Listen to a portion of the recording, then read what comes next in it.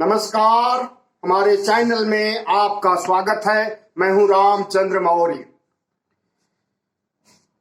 1 मार्च दिन मंगलवार शाम 5 बजे आज छठे दौर के चुनाव के लिए चुनाव प्रचार बंद हो गया। चुनाव आयोग की आचार संहिता के मुताबिक परसों यानी 3 मार्च को छठे चरण का चुनाव होना है पूर्वांचल में। तो साथियों, चुनाव की लगभग पूर्णाहुति हो रही है। 2 चरण बाकी हैं। अब इसमें देखा यह जा रहा है कि सारी पार्टियां अपनी पूरी ताकत झोंक चुकी हैं और जो कुछ बयान जारी कर रही हैं, चाहे वो प्रधानमंत्री हो, चाहे वो सपा प्रमुख अखिलेश यादव हो, मायावती हो, प्रियंका गांधी हो, एक से बढ़कर के एक सामने आ रही है। और प्रधानमंत्री वाराणसी में 3 दिन के दौरे पर 3 दिन तक बनारस में रुक करके पूर्वांचल का चुनाव प्रचार जिस ढंग से कर रहे हैं, जिस कदर से कर रहे हैं, वह बहुत ही दुर्भाग्यपूर्ण और सनसनीखेज माना जा रहा है। उन्होंने कहा है कि उन्होंने इमोशनल ब्लैकमेल करने का काम किया है उत्तर प्रदेश की पूर्वांचल की जनता को। उन्होंने ये कहा कि ये लोग तो हमें मार डालना चाहते हैं। जिस तरह की बातें, दिल को छूने वाली बातें, भड़काऊ बातें, आक्रामक भाषण प्रधानमंत्री जी की पहचान है, उसी पहचान के मुताबिक उन्होंने कुछ अजूबा तो नहीं किया, लेकिन चौंकाने वाली बातें जरूर हैं कि एक भारतीय गणतंत्र के प्रधानमंत्री और वे अपनी ही मौतों की बात करें, तो यह बात भी किसी के गले से नहीं उतर रही है। जिस तरह से प्रधानमंत्री ने 2022 के चुनाव का प्रचार किया है शुरू से अंत तक, पूर्वांचल एक्सप्रेस वे का उद्घाटन करते समय, लोकार्पण करते समय जो बातें उन्होंने कही, वहां से लेकर के और इन दिनों वाराणसी तक में जो बातें प्रधानमंत्री ने कही हैं, वह किसी के गले नहीं उतर रही हैं। और उससे यह भी आभासित हो रहा है कि प्रधानमंत्री जी हताशा में हैं, बौखलाहट में हैं और उन्हें कुछ सूझ नहीं रहा है कि अब किस तरह से बाकी 2 के चरणों के चुनाव पर असर डाला जाए मतदाताओं के रुझान पर। तो उन्होंने ये ट्रंप कार्ड खेला है, लेकिन बाकी ट्रंप कार्ड की तरह यह ट्रंप कार्ड भी फेल हो चुका है। इसी तरह से योगी आदित्यनाथ भी अपने बड़बोलेपन, अपने आपराधिक बयान और अपने कट्टरपंथी स्वभाव के मुताबिक ही बयान शुरू से दे रहे हैं और अभी भी दे रहे हैं। और हमें तो लगता है कि चुनाव होने के बाद भी उनका ये क्रम चलता रहेगा और अटैक करते रहेंगे। लेकिन हमें जो सबसे बड़ी आशंका है अब यह है कि भारतीय जनता पार्टी का अगला कार्ड 7वें फेज के चुनाव के लिए क्या होगा, वो भी कोई सनसनीखेज हो सकता है। जिस तरह से प्रधानमंत्री ने कि ब्लैकमेल करने की, मतदाताओं को ब्लैकमेल करने की भाषा बोल रहे हैं, अब कौन सा सिगुफा निकालेंगे अनुमान नहीं लगाया जा सकता है। क्योंकि प्रधानमंत्री जो कुछ करते हैं एकाएक करते हैं और एकाएक लिया गया उनका निर्णय होता है। उन्हें भी शायद नहीं पता होगा कि वे 7वें चरण के चुनाव के लिए क्या कुछ बोलने वाले हैं। शुरू से प्रधानमंत्री की पहचान इसी रूप में रही है, चाहे वो नोटबंदी का मामला रहा हो, चाहे वो लॉकडाउन का मामला रहा हो, चाहे वो जीएसटी का मामला रहा हो। कोई भी निर्णय उनका एकाएक होता है, रातों रात होता है, कुछ घंटों में होता है, किसी से सलाह लिए बगैर होता है। तो क्या यह माना जाए कि प्रधानमंत्री जी जिस तरह से बयानबाजी कर रहे हैं बनारस में और जिस तरह से वे भारतीय जनता पार्टी को जिताना चाहते हैं, क्या इसमें उन्हें कामयाबी मिलेगी? हमें तो नहीं लगता है, क्योंकि पश्चिम उत्तर प्रदेश से जब चुनाव शुरू हुआ था, पहले चरण से ही एक के बाद दूसरे, दूसरे के बाद तीसरे, तीसरे के बाद चौथे, पांचवें और अब छठे दौर के चुनाव में लगातार भारतीय जनता पार्टी को मुंह की खानी पड़ रही है और समाजवादी पार्टी के हौसले बुलंद होते जा रहे हैं, आत्मविश्वास बढ़ता जा रहा है। आज गृह मंत्री शाह ने फिर बयान दिया है ओबीसी आरक्षण पर, और अच्छा हुआ कि इस समय उन्होंने बयान दिया, क्योंकि परसों पूर्वांचल में और फिर सातवें दौर में कुल मिलाकर के कुछ बुंदेलखंड में, पूर्वांचल में यही रह गया है चुनाव। इस दौर के चुनाव में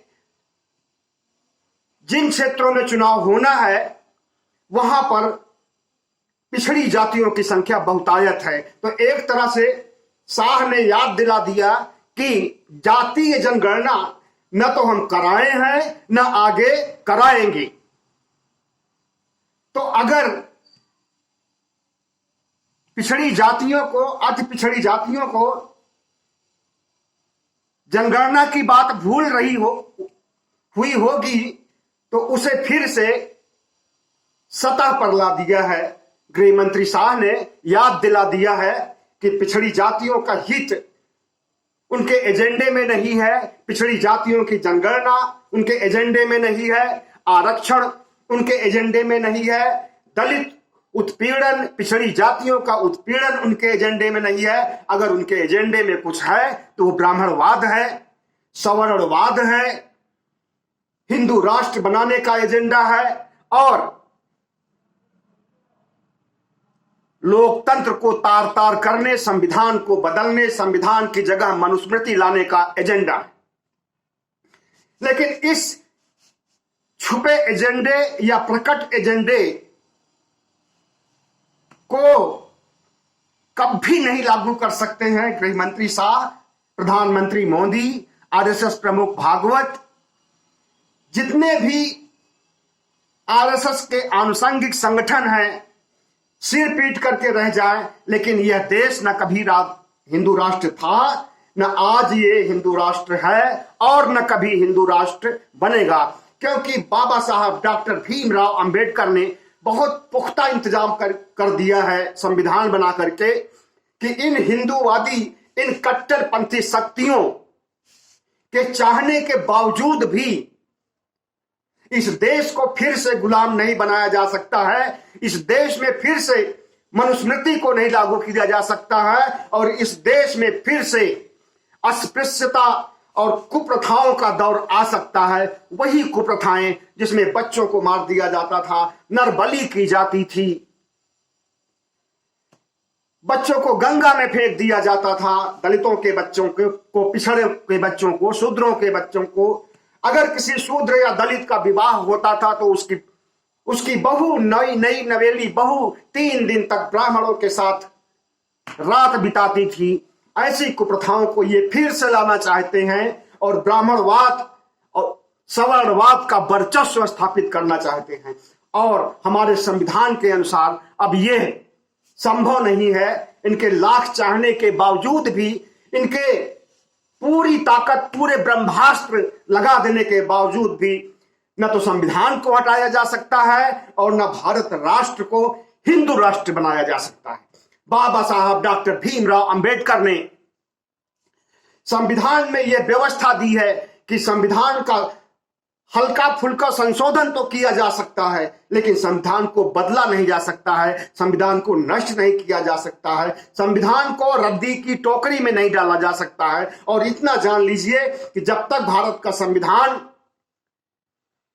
हमारे लोकतंत्र का हिस्सा है और हमारे लोकतंत्र की रूपरेखा तय कर रहा है, हमारे लोकतंत्र का भविष्य तय कर रहा है, हमारे लोकतंत्र का वर्तमान तय कर रहा है, तब तक न तो संविधान को क्षति पहुंच सकती है और न भारत राष्ट्र को, धर्मनिरपेक्षता को भी कोई नुकसान नहीं पहुंचने वाला है इन कट्टरपंथी शक्तियों से, और न समानता के अधिकार को, न समाजवाद को किसी भी तरह से। और ये जो बातें मैं कह रहा हूं सब कुछ संविधान में वर्णित है, उसकी भूमिका में ही वर्णित है।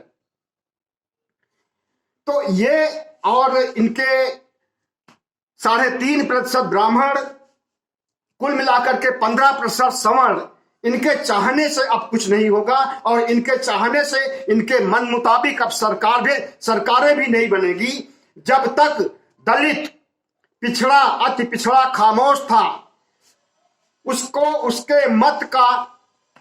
उसके मतदान का महत्व नहीं पता था, तब तक इन्होंने हमारे ऊपर राज कर लिया। हमारी संख्या भारी, उसके बावजूद इन्होंने हमें राज नहीं किया बल्कि हमें रौंदा है इन्होंने। हमारे बहन बेटियों के साथ दलित समाज की, ओबीसी की इन्होंने जो अत्याचार किया है शुरू से, मनुस्मृति काल से लेकर के अब तक, उसका एक एक पाई का हिसाब लिया जाएगा और इनकी वो हालत की जाएगी जिसके बारे में इन्होंने सोचा भी नहीं होगा। सबसे पहले तो इन्हें वोट का चोट देकर के उत्तर प्रदेश से हटाना है, और इस उत्तर प्रदेश के बाद 2022 और 2024 के बीच में 11 राज्यों में चुनाव होने वाले हैं। इन 11 राज्यों में इन्हें पटकनी देनी है। उसके बाद लोकसभा चुनाव में मोदी जी को हटाना है, क्योंकि मोदी जी का बहुत ही हिटलर सा ही रवैया रहा है और बहुत ही मनमर्जी किया है इन्होंने, और अपना मानसिक संतुलन खो करके भी ऐसे ऐसे बयान दिए हैं जो कि इस देश की एकता के लिए, इस देश की अखंडता के लिए, इस देश के समुदाय विशेष के लिए, मुसलमानों के लिए, इस देश की एक प्रजातांत्रिक पार्टी के लिए बहुत ही घातक साबित हो सकता है। समाजवादी पार्टी को आतंकवादी पार्टी कहना, साइकिल को आतंकवादी कहना, और साइकिल पर बम रख करके गुजरात में विस्फोट करना, जिस तरह का इन्होंने बयान दिया है, चौतरफा प्रधानमंत्री की आलोचना हो रही है, आलोचना नहीं भर्त्सना हो रही है। लोग गाली गलौज पर उतर आए हैं प्रधानमंत्री के इन बयानों को लेकर के, निचले तबके के लोग।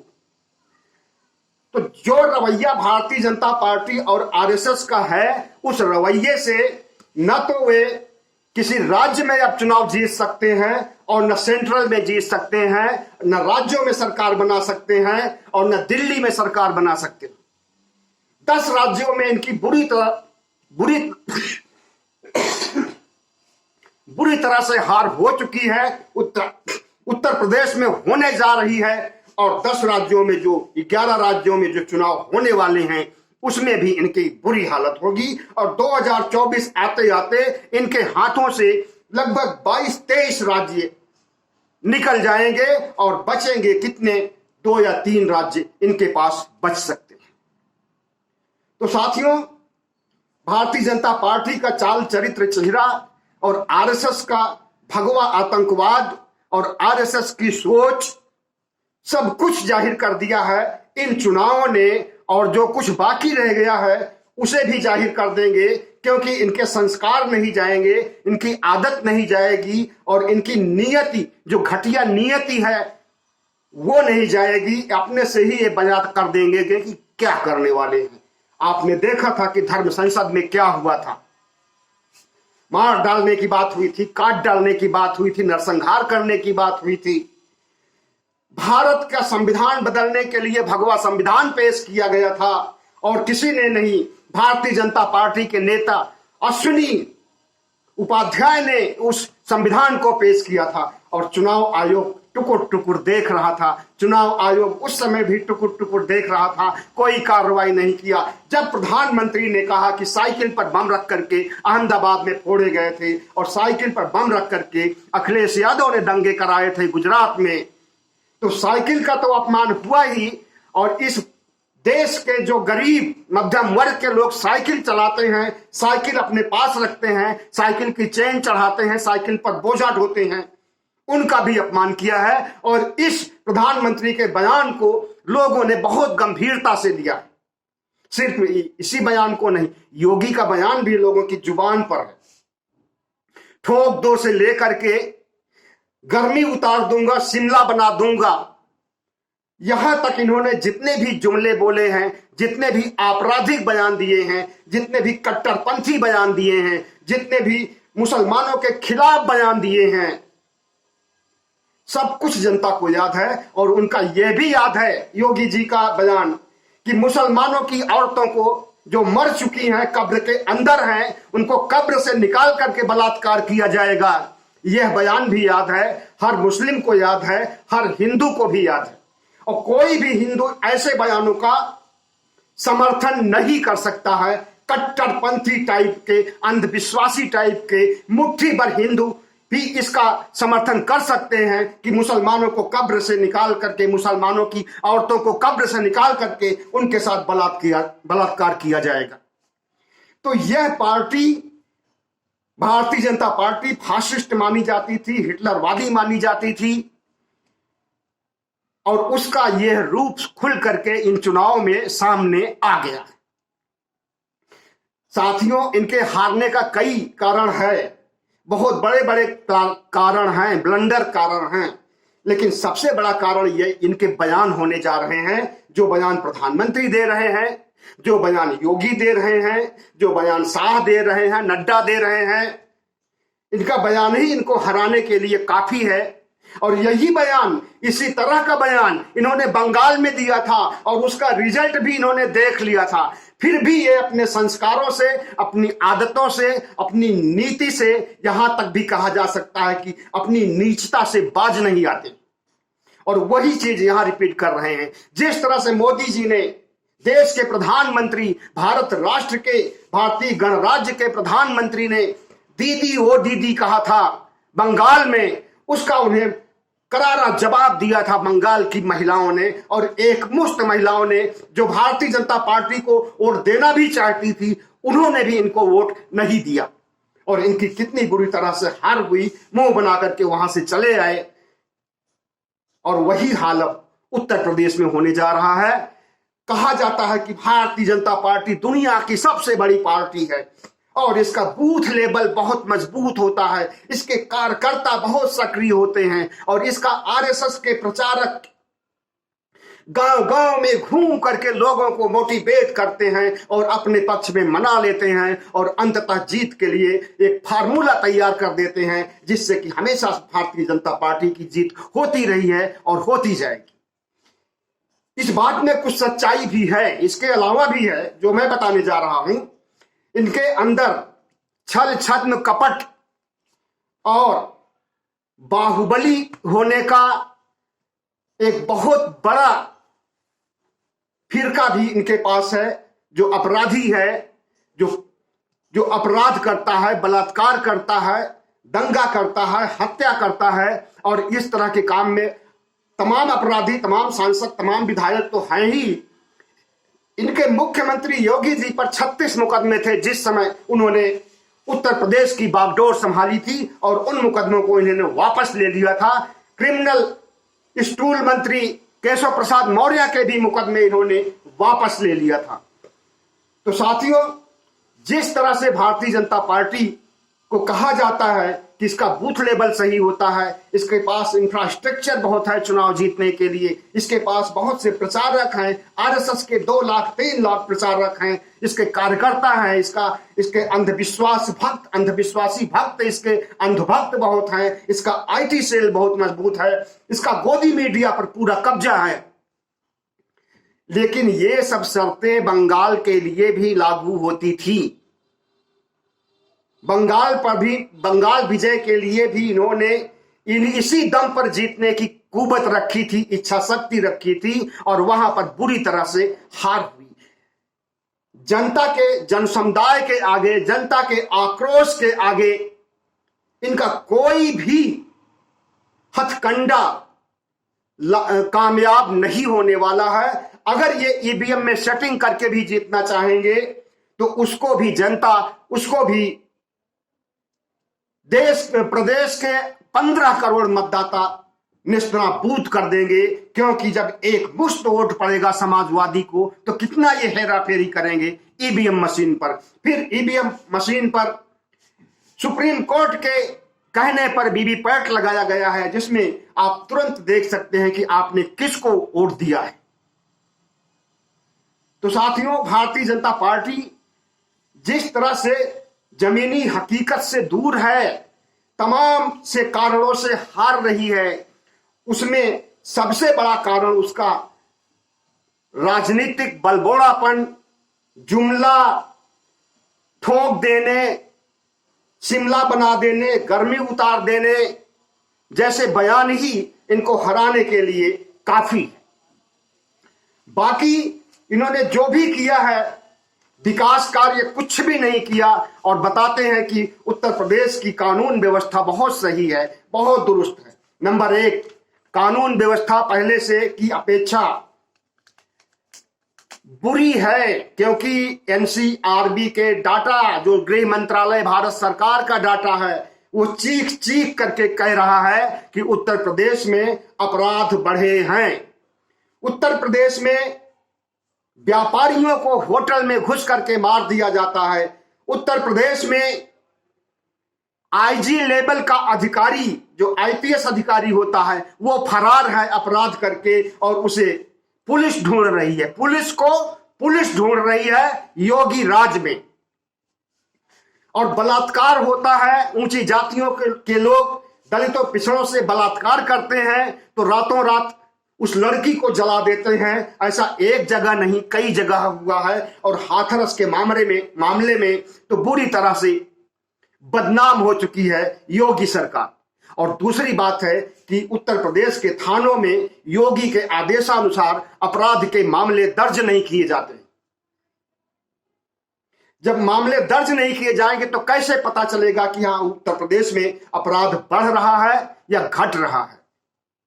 और जिस प्रदेश का मुख्यमंत्री खुद अपराधी हो, ठोक दो की बात करे, गर्मी उतारने की बात करे, आंकड़ों पर नियंत्रण करे, किसान लोग अब भी आत्महत्या कर रहे हैं, बेरोजगार आत्महत्या कर रहे हैं, गरीब लोग गरीबी से तंग होकर के आत्महत्या कर रहे हैं, लेकिन इनके आंकड़े इकट्ठा ही नहीं किए जा रहे और मीडिया को नहीं दिए जा रहे हैं। गोदी मीडिया कांग्रेस के जमाने में अखबार भी छापता था कि हाँ, फला किसान की मौत हुई है, फला किसान ने आत्महत्या कर लिया है। उस समय भी होती थी इस तरह की वारदातें, लेकिन कम होती थी। लेकिन अब इस मोदी सरकार में जो मीडिया को अपनी मुट्ठी में बंद कर लिया है, वो मीडिया बताने को ही तैयार नहीं है कि कितनी आत्महत्याएं रोज हो रही है, कितने बेरोजगार रोज फांसी लगा रहे हैं, कितने किसान लोग रोज फांसी लगा रहे हैं। बल्कि योगी सरकार के अंदर ही